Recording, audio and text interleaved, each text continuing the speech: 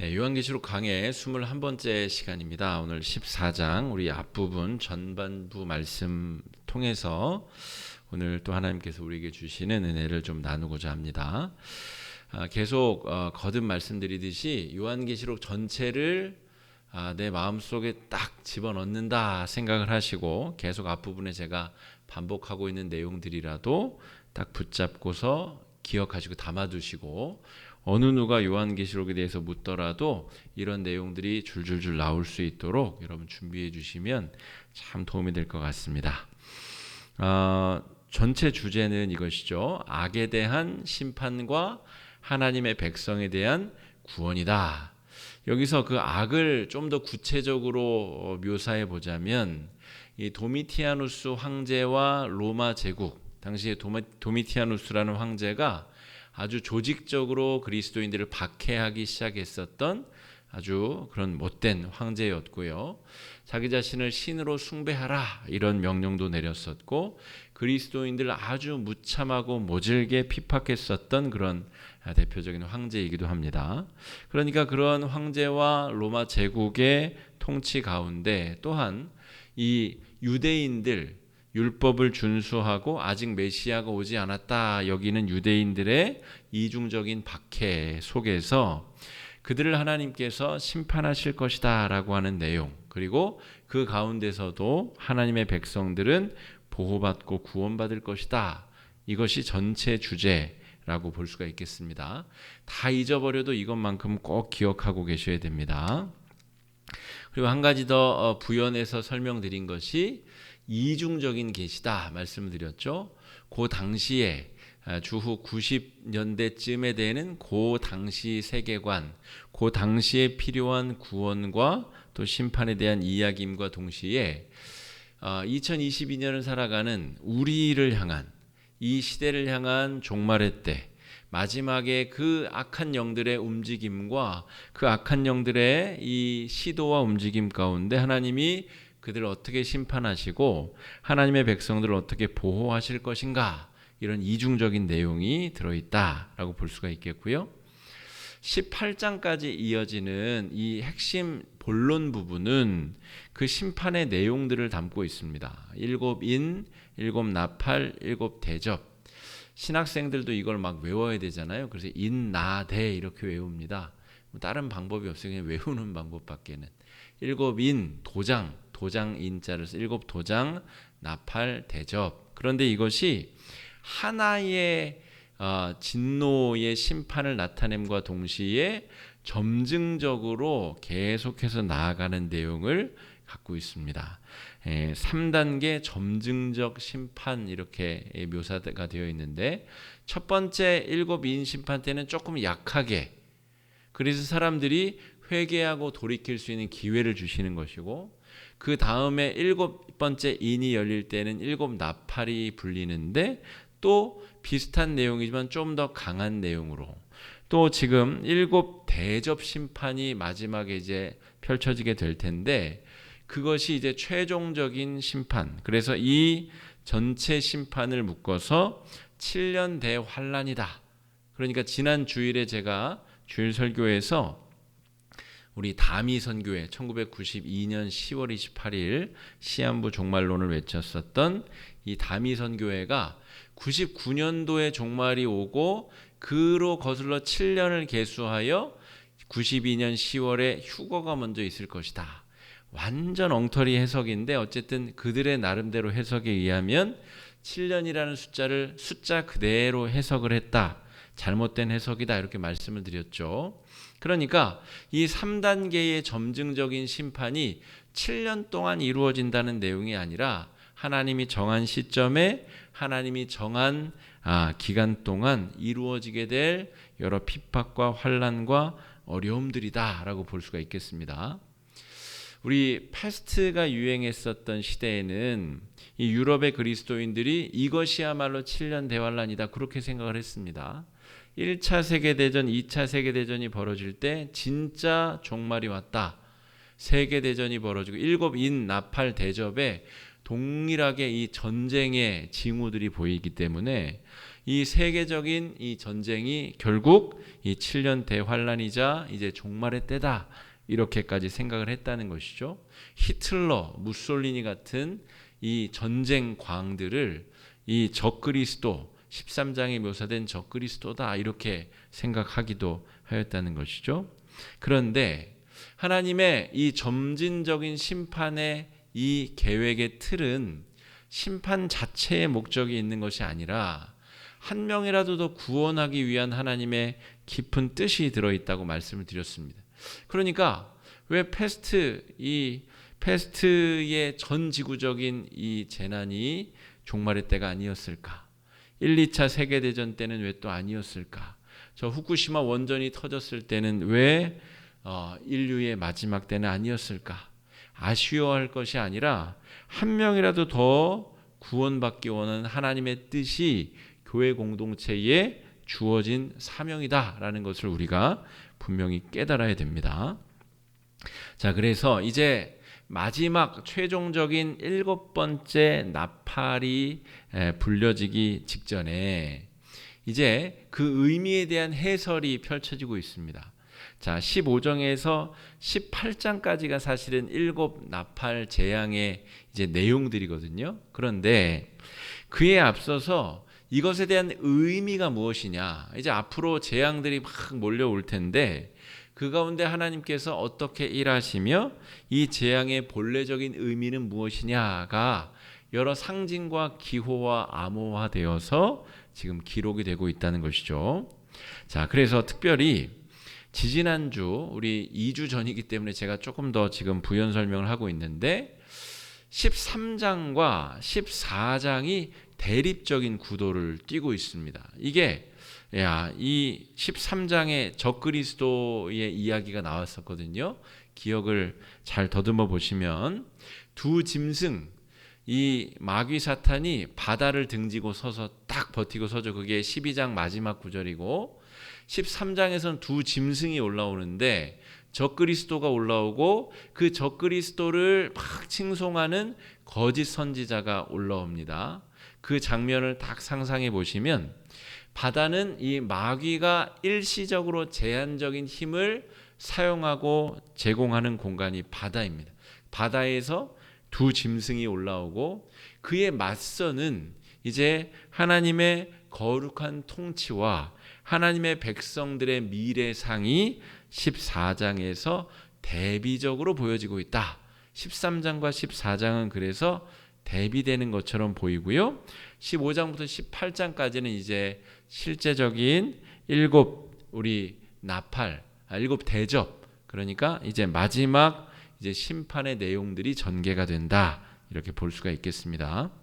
그럼 다 잊어버리셔도 됩니다. 악인에 대한 심판과 하나님의 백성들에 대한 보호, 이건 꼭 기억하시고 오늘 내용도 하나님의 백성들이 영화로운 모습으로 어떻게 이 두 짐승 적그리스도가 판치는 시대에 하나님의 백성들이 어떻게 멋지게 존재하는가, 멋지게 활동하는가에 대한 내용을 담고 있습니다. 이 대립적인 구도가 이렇게 설명될 수 있습니다.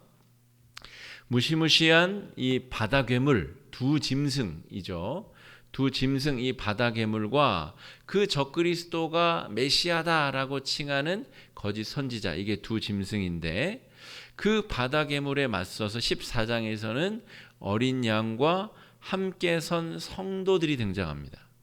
이 액면 그대로 한번 제가 써놓은 글자를 보시죠. 무시무시한 바다 괴물, 그래서 머리가 뭐 10이고 뿔이 7이고 머리가 하나 잘려나가는데 다시 소생케 되고 이런 막 기적도 보여지고, 이런 무시무시한 바다 괴물이 더 강해 보입니까? 아니면 어린 양, 여러분 어린 양, 이 1년 된 어린 양이 더 능력 있고 위대해 보입니까? 액면 그대로 보면 바다 괴물이 훨씬 힘세 보이고 다윗과 골리앗과도 비교가 안 될 정도로 훨씬 더 강력한 파괴적인 모습으로 이 악당들의 모습이 그려지고 있다는 것이죠. 그런데 오늘 우리가 읽은 이 14장 1절에서 5절까지의 내용을 잘 보게 되면 이 어린 양이 이긴다는 겁니다. 하나님의 백성들이 승리한다는 겁니다.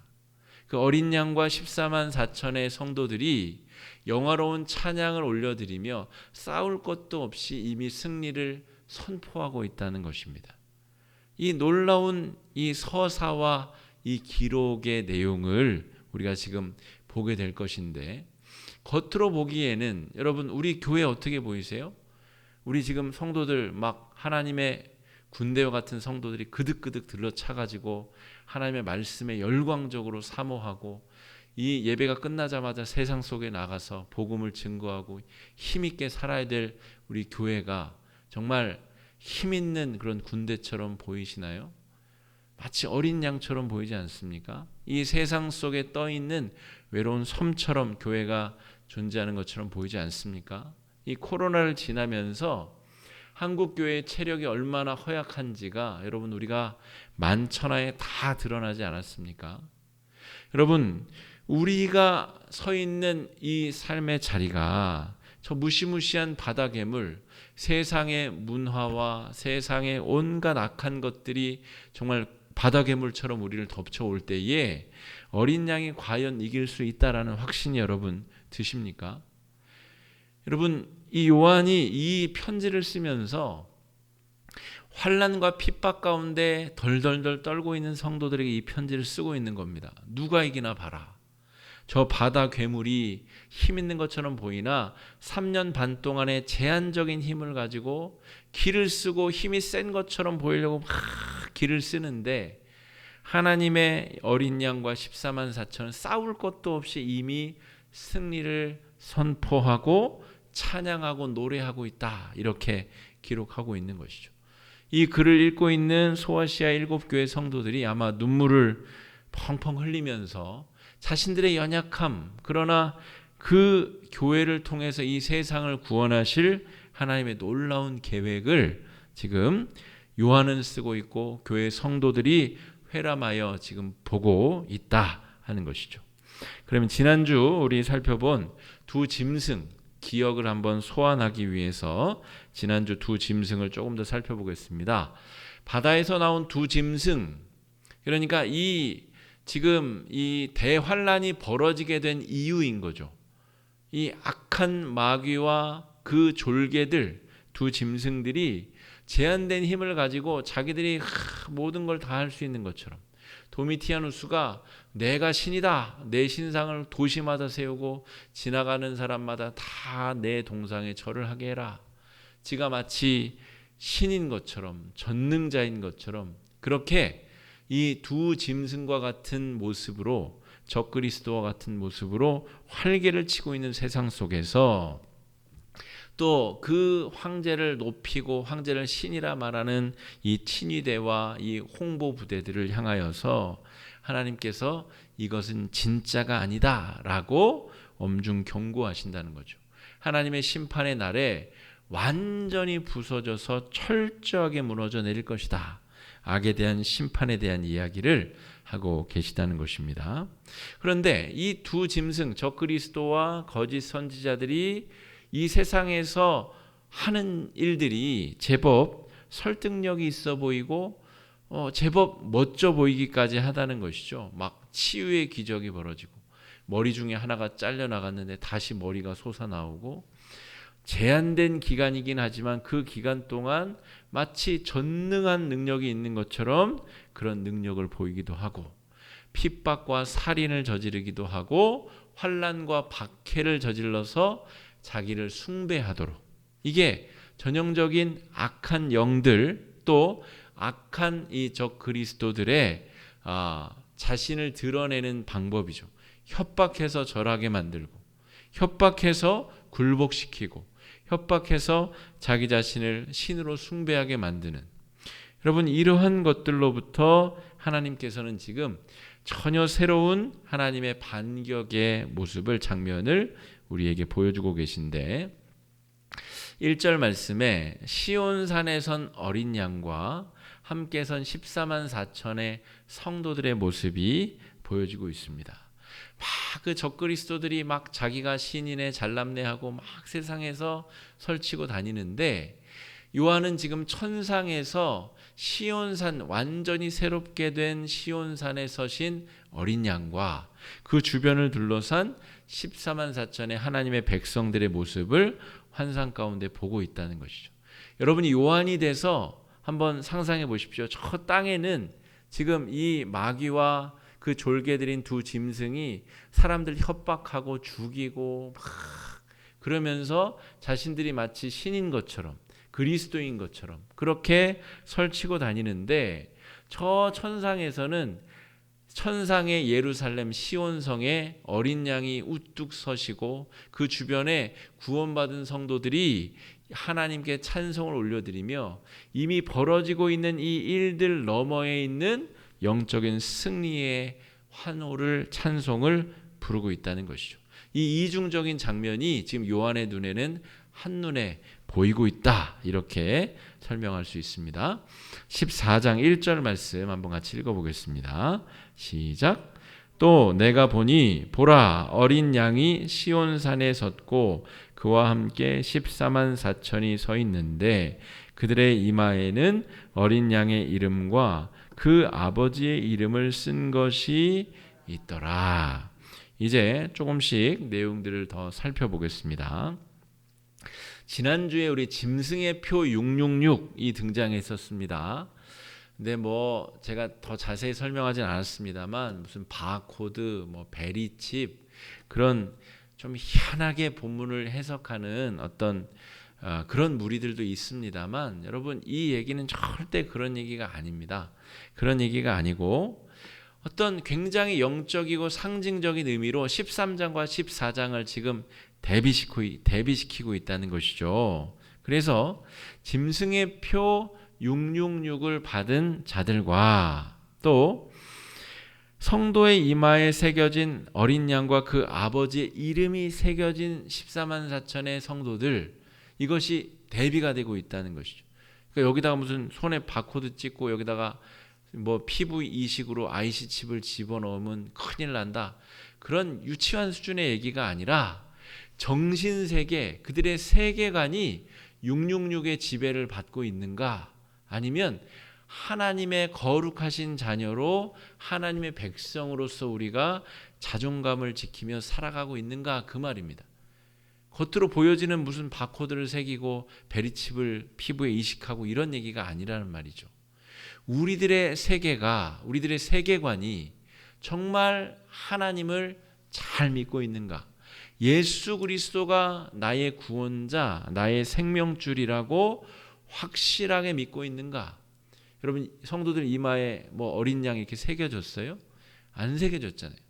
이마가 아니라 우리의 머릿속에, 우리의 마음속에, 우리의 신앙에 예수의 이름이 완벽하게 새겨져 있느냐라고 하는 거예요. 여러분 오늘 어저께 우리가 얼마나 많은 죄를 저질렀어요. 감옥에 갈 만한 그런 죄는 물론 안 지으셨겠지만 머릿속으로 얼마나 많은 사람을 죽이고 또 얼마나 많은 사람이 흉을 보고 얼마나 많은 사람을 내가 부러워하고 비난하고 내가 마치 정말 무슨 일이라도 할 수 있는 것처럼 막 교만해졌다가 또 어떤 순간에는 정말 아무것도 아닌 것처럼 절망에 빠졌다가 하루에도 여러 번씩 우리가 그러고 살지 않습니까? 여러분 우리는 우리 스스로의 능력으로 우리를 구원할 수 없음을 너무나 잘 알고 있습니다. 이것이 예수의 이름을 우리의 머리에 새기는 것입니다. 예수의 보혈로만 내가 구원받을 수 있다는 사실, 내가 죄인임을 깨닫고 예수의 이름에 의지해야 하나님의 백성 자녀가 될 수 있다는 사실을 믿는 것, 이것이 어린 양과 그 아버지의 이름이 이마에 새겨진 성도들이라는 말이죠. 여러분 당시에 도미티아누스가 머리에 뭐 666 이런 거 뭐 짐승의 표를 새겼어요? 아니라니까요. 자기가 하나님이라고 믿는 사람이 666 표를 받은 사람인 것입니다. 예수 없이도 나는 잘 살 수 있다. 예수 없이도 나는 천국 갈 수 있다. 윤리적으로 도덕적으로 살면 나는 천국 갈 수 있다. 좋은 곳에 갈 수 있다. 뇌호흡을 하고 명상을 하면 마음의 평안을 얻을 수 있다. 다 짐승의 표를 받은 사람들입니다. 아무리 착하고 잘나고 돈 많고 많이 배워도 예수 그리스도 없이 내가 구원받았다 믿는 착각하는 사람들이 다 짐승의 표 666이라는 것이죠. 6. 결핍의 숫자가 3번 연속 반복. 완벽한 영원한 결핍. 그게 바로 하나님을 믿지 아니하고 자기 스스로 구원을 찾으려 하는 모든 시도, 모든 사람들의 노력이 666의 그 기준 안에 들어가는 사람들이다 하는 것이죠. 그러나 성도의 이마에 새겨진 어린 양과 그 아버지의 이름, 어린 양이 세상을 구원한다. 예수 그리스도가 나의 구원자이다. 저 십자가에 유약하고 연약해 보이는 죽음으로 내 생명이 거듭나게 되었음을 믿는 사람들, 이 사람들이 바로 성도의 이마에 어린 양의 표를 받은 사람들이다 라고 하는 것이죠. 자, 그들이 하는 일들이 무엇인가? 우리 2절 말씀 한번 읽어보겠습니다. 자, 내가 하늘에서 나는 우레 소리를 들으니 많은 물소리와도 같고 내가 들은 소리는 검은고 타는 자들이 그 검은고를 타는 것 같더라.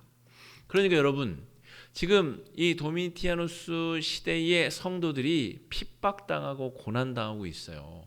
그래서 막 검투장에 검투사들 싸우기 전에 막 흥을 돋구기 위한 이 소재로 성도들을 막 집어넣으면 사자가 물어 뜯어 죽이고, 그걸 보고 사람들이 막 아드레날린이 솟구쳐가지고 막 흥분하고 즐거워하는, 성도들을 잡아다 그런 용도로 썼다니까요. 실제로 성도들을 장대에 매달아 기름을 끼얹고 불을 질러서 도시의 가로등으로 썼습니다. 실제로 그런 악한 일들을 저질렀어요.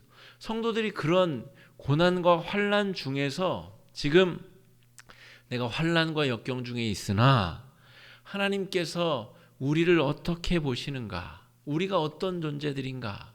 저 그리스도와 같은 도미티아누스가 성도들을 죽일 수는 있어도 우리 성도들의 영혼은 절대로 건드릴 수 없다라고 하는 구원의 확신, 그렇게 순교한 성도들이 저 하늘에서 어린 양 옆에서 완벽하게 부활과 구원의 몸으로 하나님의 영화로운 은혜를 찬송하고 있다는 것을 목도하고 있는 것이 지금 요한이 하고 있는 일입니다.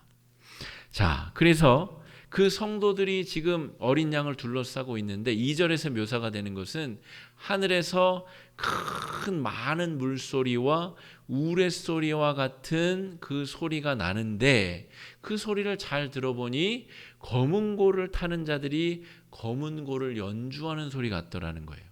이게 무슨 말이냐? 여러분, 우리는 이해가 잘 안 되니까 어려운 건 빨리빨리 넘어가자.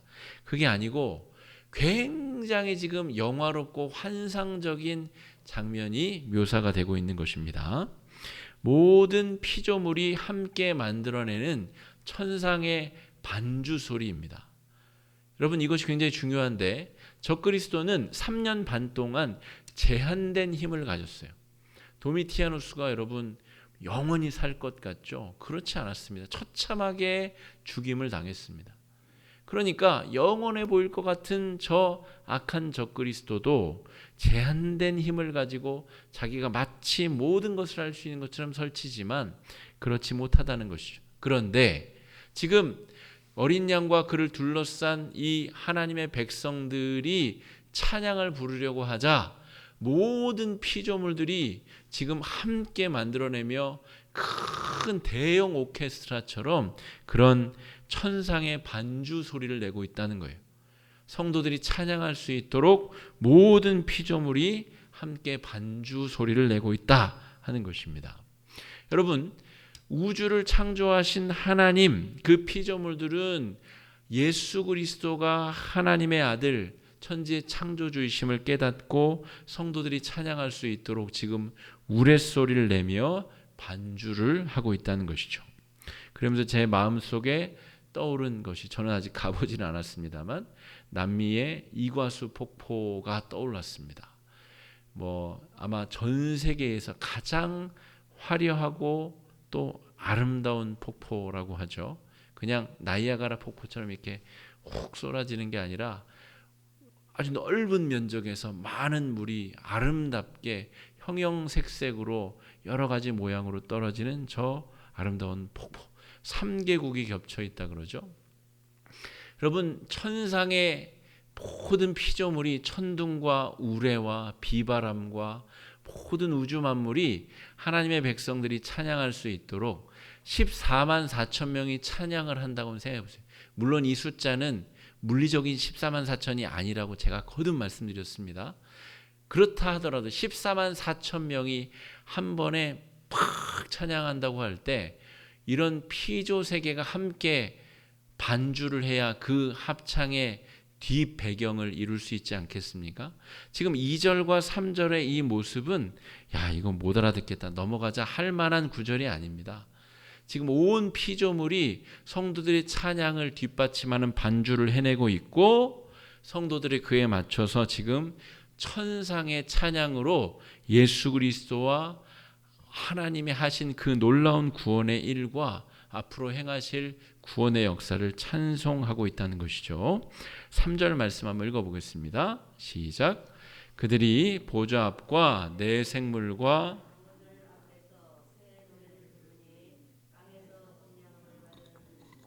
사천 밖에는 능히 이 노래를 배울 자가 없더라.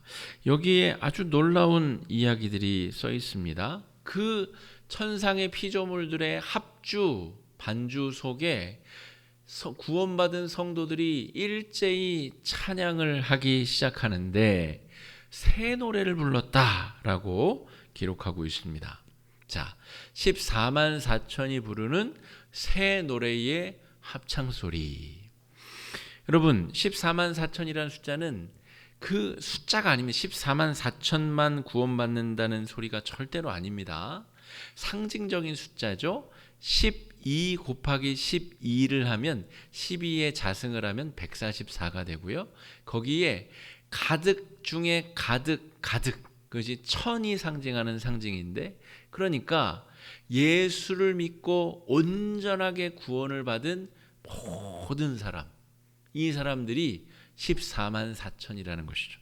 오늘 수요일마다 아침에 우리 그 노예에 속한 우리 목회자들이 말씀 연구회로 모여서 이 주일날 이 설교할 내용들을 서로 이제 묵상한 걸 나누고 같이 은혜를 나누고 서로 배우고 가르치고 하는 시간을 갖습니다. 그런데 오늘을 그런 주제의 이야기가 나왔어요. 우리 목사님들이 임종 장면 그리고 장례식을 집례를 많이 하잖아요. 그러니까 어떤 분이 천국에 갔는지를 판별할 수 있는가, 이런 주제로 대화를 나눴습니다. 많은 임종 상황, 또 소천하신 분들의 이 영면에 든 육체의 모습을 보면서 저보다 선배, 우리 노회장도 지내시고 하신 선배님들의 얘기를 오늘 들어보니 정말 천국에 가신 게 확실하다 하신 분들은 정말 이 얼굴이 평온하다는 거예요. 돌아가셨을 때 막 찡그리고 막 근심 걱정 이런 것이 없이 평온하게 돌아가신 그 얼굴이 느껴진다는 겁니다. 그리고 손의 감촉도 아주 부드럽고, 그러니까 모든 것이 직감적으로 정말 천국에 잘 가셨구나라는 것을 알 수 있다는 거예요. 반면에 그렇지 아니한 분들도 계시다는 말이겠죠. 그러니까 저는 아직 그 경지에 다다를 만큼 임종을 많이 치러보진 않았기 때문인지 몰라도 저는 그 나눔들이 굉장히 좀 의미 있게 받아들여졌습니다. 이 땅에서 임종을 종례하는 이 집례하는 목회자가 그것이 느껴질 정도로 이 완벽한 구원의 이 마지막 순간이 느껴진다면 이것이 바로 14만 4천이 상징하는 의미입니다. 도미티아누스가 막 검투장에 성도들을 산채로 집어던져서 여러분 사자에 물어 뜯겨 죽을 때 안 아프겠습니까? 고통스럽지 않겠어요? 그런데 그들의 죽음을, 그들의 영혼을 이 악한 자들이 건드릴 수 없다는 것입니다. 이게 완벽한 구원, 하나님의 온전하신 구원의 의미가 14만 4천이라는 것이죠. 12 가득함의 자승 곱하기 1000, 이것이 14만 4천의 의미라는 거죠. 예수 그리스도가 구원하는 백성들을 그 어느 누구도 그 영혼을 뺏어갈 수 없다라고 하는 완벽한 예수 그리스도의 구원의 상징이 14만 4천이라는 것이죠. 구원받은 성도들이 지금 그 어린 양을 향하여서 일제히 찬양을 부르고 있다라고 하는 것입니다. 그러니까 14만 4천을 가지고 여러분 막 이단에 속한 분들이 말을 걸고 그 비밀을 아냐? 안다고 얘기하십시오. 나는 확실히 아니까 절대로 나를 이상하게 꼬이려 하지 마라라고 분명히 이야기하십시오. 12의 자승 곱하기 1000이 14만 4천의 영적인 의미이고 예수를 믿고 구원받은 사람의 영적 실존이 바로 14만 4천입니다. 그 숫자가 아니라. 그러니까 여러분 예수 믿고 구원받은 얼마나 될지 수십억 명의 사람들이 일제히 새 노래로 하나님을 찬양한다고 할 때 그 광경이 여러분 요한이 보고 있다는 것이죠. 저 밑에는 막 두 짐승들이 깔짝깔짝 대면서 막 죽이고 핍박하고 있는 것도 보이고 저 천상에서는 시온산의 어린 양 옆에 구원받은 수십억 명의 하나님의 백성들이 일제히 이 피조 세계의 반주에 맞춰서 찬양을 부르고 있다라고 하는 것이죠. 새 노래로 부르는 합창 소리다. 여러분 이게 그냥 읽고 넘어갈 일이 아니고 새 노래인데 어떻게 합창이 이루어집니까? 논리적으로 말이 안 되잖아요. 처음 부르는 노래들인데 수십억 명의 사람들이 찬양대 우리 20명 남짓한 찬양대도 열심히 연습해도 주일날 찬양 한 곡 하나님 앞에 아름답게 드리려면 많은 공을 들여야 되는데 어떻게 그 수십억 명의 과거에 현재에 미래에 구원받을 수많은 사람들이 어떻게 새 노래로 하나님을 찬양할 수 있을까? 이것이 기적과 같은 일이다 라고 말할 수가 있겠습니다. 여러분 새 노래로 부른다는 것, 아까 우리 전사님이 예배 전에 찬양을 하면서 주 안에 있는 나에게를 불렀어요. 근데 어저께 부른 주 안에 있는 나에게와 오늘 부른 주 안에 있는 나에게가 같은 곡입니까? 그런 건 새 노래가 아닙니다. 헛노래죠. 어저께 부른 노래, 늘 아는 노래, 눈 감고도 줄줄줄 부를 수 있는 노래, 그렇지 않습니다. 새 노래라는 것은 오늘 하나님께서 나에게 주신 그 놀라운 은혜를 경험한 것을 바탕으로 부르는 고백, 이것이 새 노래입니다. 두 짐승 13장에서 두 짐승은 사람을 협박하고 죽여가지고 자기를 믿게 하는 존재들인데 성도들의 고백은 새 노래, 내가 정말 예수의 보혈로 구원을 받았구나 라고 하는 감격, 그 감격에 겨워서 새롭게 오늘 차오르는 은혜, 새롭게 오늘 부어지는 은혜, 그 은혜로 내 입에서 터져나오는 감사의 찬양, 이것이 새 노래의 특징이라는 것이죠. 그래서 여러분 은혜는 우리 안에서 계속 솟구쳐 올라야 됩니다. 솟구쳐 오르고 차 흘러 넘쳐서 우리 바깥으로 뿜어져 나가야 되는 것이, 이것이 은혜의 원리이고 은혜의 특징이다, 이렇게 말할 수가 있겠습니다. 그러니까 여러분 영원한 불완전한 사탄의 수인 666, 이 사람들이 지금은 막 성도들을 죽이는 것 같고 핍박하는 것 같고 협박하는 것 같고 그들의 힘이 모든 것을 다 가진 것처럼 마치 그리스도인 것처럼 보이기까지 한 적그리스도들의 이 모습 속에 겁먹고 주눅들기를 그들은 바라지만 정작 우리가 믿음 안에 온전히 오롯이 잘 서 있으면 우리가 정말 완벽히 가득함에 하나님의 수 14만 4천의 은혜로 우리의 마음속에 온전한 구원의 역사가 가득 차면 우리의 목숨을 위협하는 그 시도 앞에서도 우리가 신앙을 꺾지 않을 수 있다는 것입니다. 우리가 우리의 생명이 하나님 손에 달려있음을 믿고 고백하며 믿음으로 온전한 승리로 나아갈 수 있다는 것이죠. 그래서 여러분 이 완벽한 가득함의 수 14만 4천, 이것의 반대편에 있는 숫자가 666입니다. 그러면 14만 4천은 물리적으로 14만 4천 명의 사람이 아닙니다. 구원받은 하나님의 백성, 그러나 하나님 없이 구원을 탐하는 도미티아누스와 같은 그 악당들의 숫자 666, 그들을 상징하는 숫자가 666이라는 것이죠. 자, 그래서 속죄함을 받은, 구원함을 받은 사람들의 숫자가 14만 4천, 그들이 새 노래를 부른다 하는 것이죠. 차오르는 구원의 감사로부터 고백되어지는 늘 새로운 찬송. 내일도 여러분 아침에 일어나셔서 주 안에 있는 나에게를 한번 아침에 불러보십시오. 새로운 감격, 오늘 간밤에 내 심장을 멎지 않게 하신 하나님, 오늘도 나에게 일터를 주시고 하실 일을 주신 하나님, 나에게 만날 사람을 허락해 주시고 일터와 사랑하는 가족들을 섬길 수 있는 은혜를 주신 하나님을 생각하며 그 감격을 은혜 안에서 노래하며 주 안에 있는 나에게를 여러분 한번 찬송해 보십시오. 전혀 다른 새로운 노래로 하나님께 우리의 구원의 감격을 찬송할 수 있을 것입니다.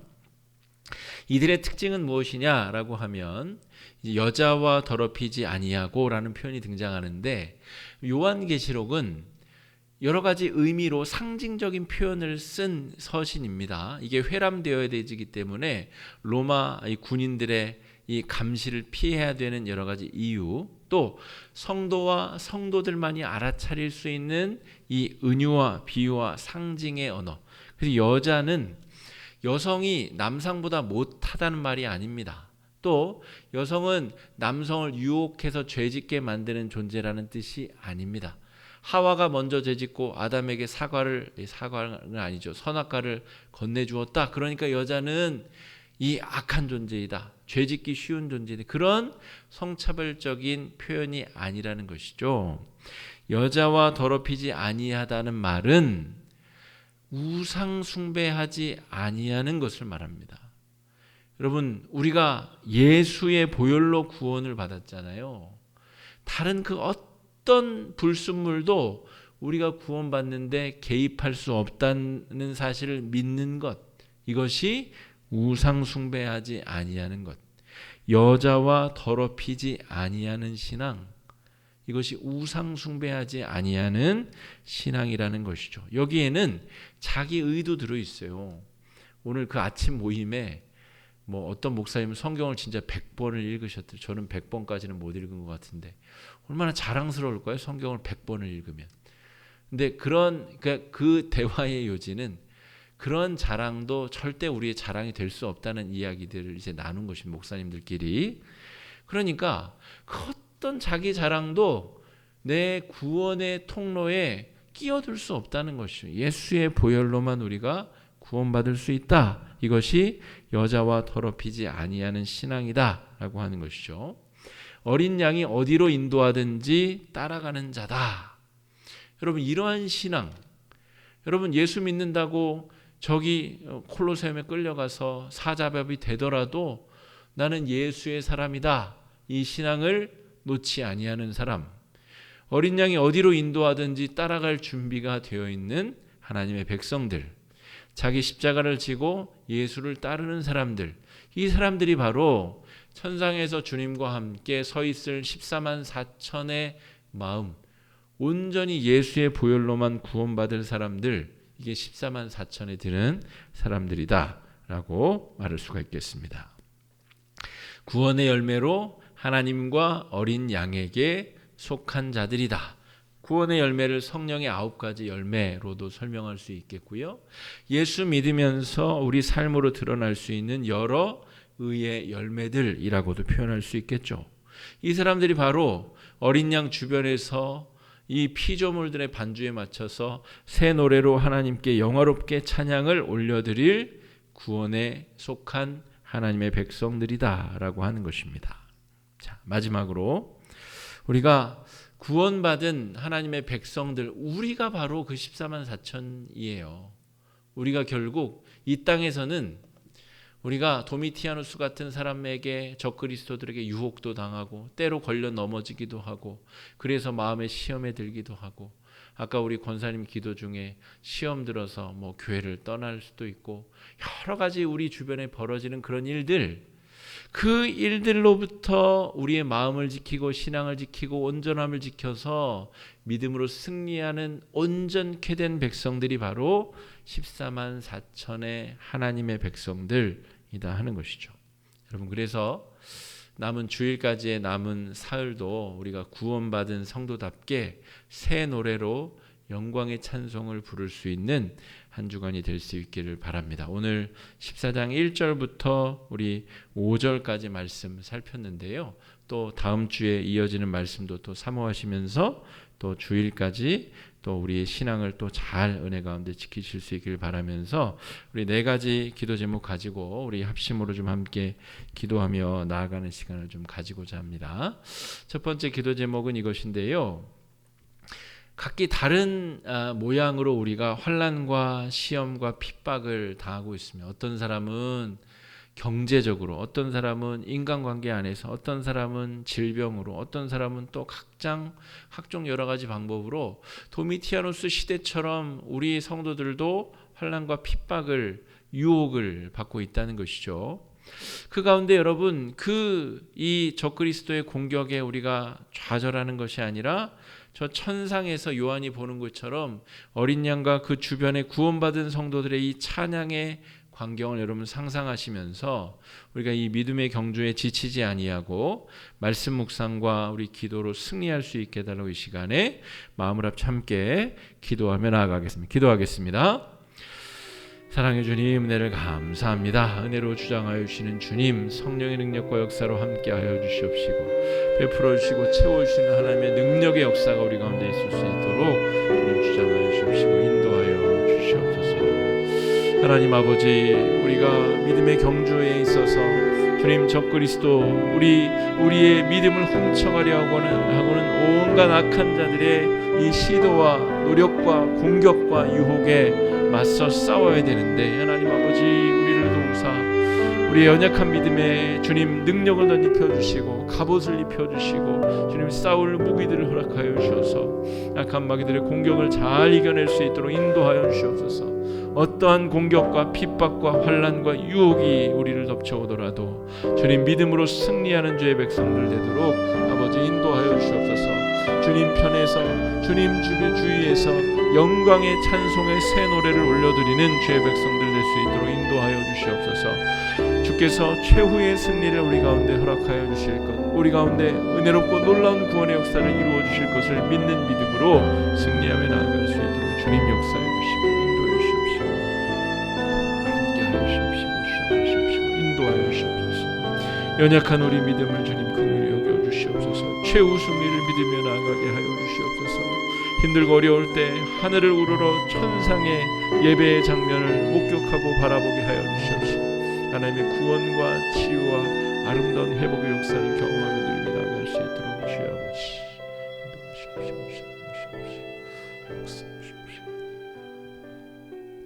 두 번째 기도 제목입니다. 구원받은 하나님의 백성답게 매일매일 차오르는 구원의 감격으로 새 노래를 하나님께 올려드리며 그 은혜를 찬송하며 감사하며 살아가는 인생 되게 해달라고, 감사할 수 없는 상황 속에서 감사의 고백을 올려드리고 나에게 구원의 은총을 허락하여 주신 그 하나님의 은혜를 매일매일 새롭게 찬양할 수 있는 은혜로운 백성들, 새 노래를 올려드리는 하나님의 백성의 찬양이 울려 퍼질 수 있도록 이 시간 함께 기도하며 나아가겠습니다. 기도하겠습니다. 사랑의 주님, 은혜를 감사합니다. 우리 입술의 고백이 새 노래와 새로운 찬양으로 넘치고 있는지 주님 돌이켜보며 회개하며 기도하며 나아갑니다. 하나님 아버지, 우리의 연약함, 우리의 부족함, 우리의 나약함 속에서도 우리에게 구원의 은총을 베풀어 주시옵시고 새로운 새 노래로 새로운 찬양으로 하나님을 찬양하고 높일 수 있도록 기회와 능력과 은혜를 주시는 주님, 우리 가운데 그 놀라운 회복의 역사, 구원의 역사, 능력의 역사를 허락하여 주시기를 주님 아버지 간절히 소망합니다.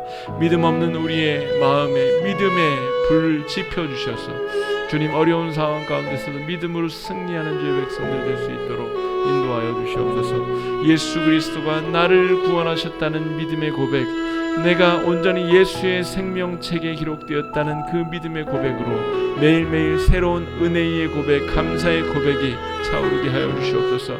우리 입술에서 새로운 노래가, 새로운 멜로디가, 새로운 찬양이 주 앞에 울려 퍼지게 하여 주시옵시고, 매일매일 감사의 고백으로 고난의 현장 속에서도 감사하게 하여 주시고, 주님을 찬양하게 하여 주시고, 새 노래의 고백으로 주 앞에 드려지며 나아갈 수 있도록 주님 역사해 주시옵시고.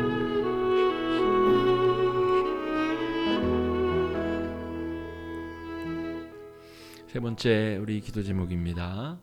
한국교회를 회복시켜 주셔서 우리 연약해 보이고 좀 작아 보이고 세력을 잃어버린 것처럼 보이는 우리 한국교회가, 세상 속에서 지탄을 받는 우리 한국교회가 아니라 복음의 천병으로 쓰임받아서 이 환난의 때에 정말 한 명이라도 더 구원하여서 예수의 이름으로 세례를 주고 그들이 하나님의 백성으로 살아갈 수 있도록 구원받은 14만 4천의 그 아름다운 주의 백성들 편에 서게 할 수 있도록, 여러분 한국교회가 개혁되어지고 갱신되어지고 새로워질 수 있도록 우리 화곡중앙교회가 그 천병이 되어서 앞장서게 하여 주시옵시고, 또 전 세계에 흩어져서 생명을 앞세 정말 이 위험 가운데 있음에도 불구하고 복음을 전하는 선교사님들, 그들의 가족과 사역지를 위해서 이 시간에 마음을 합쳐 함께 기도해 주시기 바랍니다. 기도하겠습니다.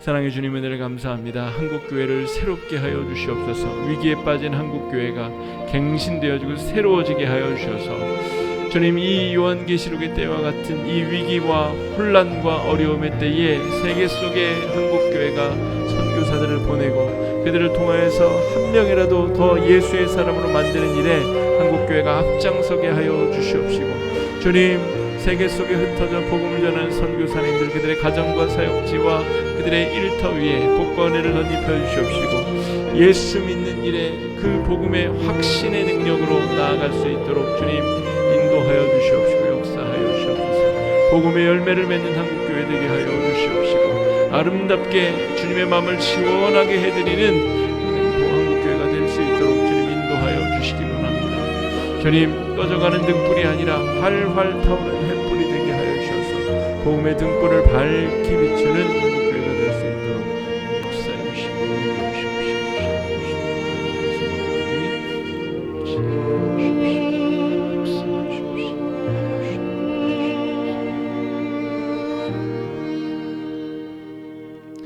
마지막으로 개인적인 기도 제목 가지고 또 우리 장기 환자들, 우리 회복 중에 있는 환자와 가족들을 위해서, 또 우리 12구 참사로 인해서 아직까지 정말 원인도 대책도 어떤 것도 하나 분명한 것이 없는 이 상황 속에서 고통받는 유족들, 한국교회가 그들 곁에서 함께 울어주며 위로할 수 있도록, 다시는 이런 어처구니 없는 참사가 벌어지는 일이 없도록 여러분 위해서 기도해 주시고, 또 경제적 외교적 위기 가운데 있는 우리나라가 이 어려움 가운데 하나님의 특별한 도우심과 돌보심 가운데 온전히 회복되어지고 다시 일어설 수 있도록 여러분 위해서 기도해 주시고, 코로나가 다시 확산세에 접어들었습니다.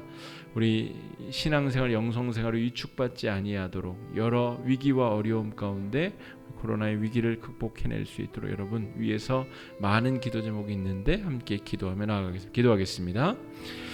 사랑의 주님, 여러 가지 기도 제목 가지고 주 앞에 나왔습니다. 건강을 위해서, 또 경제적인 문제 때문에, 인간관계의 문제 때문에 여러 가지 상처와 실패와 어려운 문제로 주님 주 앞에 무릎 꿇고 기도합니다. 주님, 우리의 마음을 주님 열어주시고 우리의 마음속에 있는 모든 기도 제목들 주님 들어주시고 속 시원하게 주님 응답하여 주시옵소서.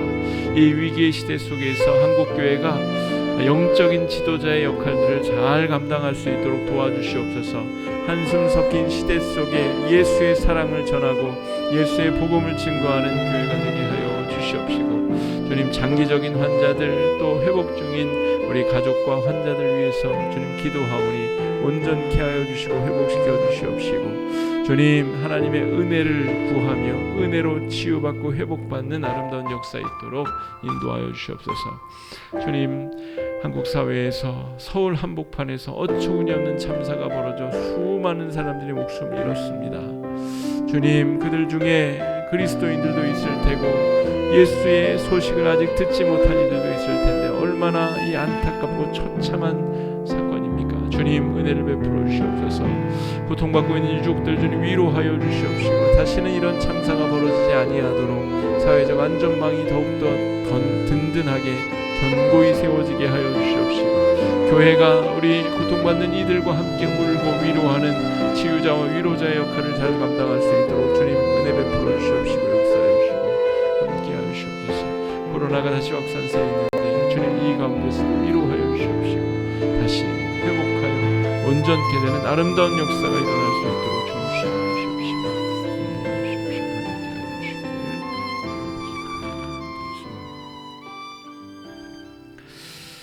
사랑의 주님, 하나님의 말씀으로 고난받고 있는 성도들을 위로하여 주시니 주님 감사합니다. 요한계시록에 쓰여질 당시뿐 아니라 지금 우리가 살고 있는 이 시대에도 영적 위기와 이 악한 이들의 준동에 우리 성도들 고난 가운데 있습니다. 하나님 아버지 위로하여 주시옵시고 천상에서 벌어지는 어린 양과 14만 4천의 그 아름다운 찬양의 고백처럼 우리의 삶도 온전히 주님 앞에 새 노래의 고백으로 드려지는 아름다운 영의 고백이 될 수 있도록 인도하여 주시옵소서. 환난 가운데 있는 성도들 위로하여 주시옵시고 기도에 응답하여 주시옵시고 선하게 역사하여 주시옵소서. 하나님의 위로를 또 말씀을 붙잡고 남은 한 주도 능력 있게 살아갈 수 있도록 힘과 능력 허락하여 주시옵소서. 예수님 이름으로 간절히 기도드립니다. 아멘. 하늘에 계신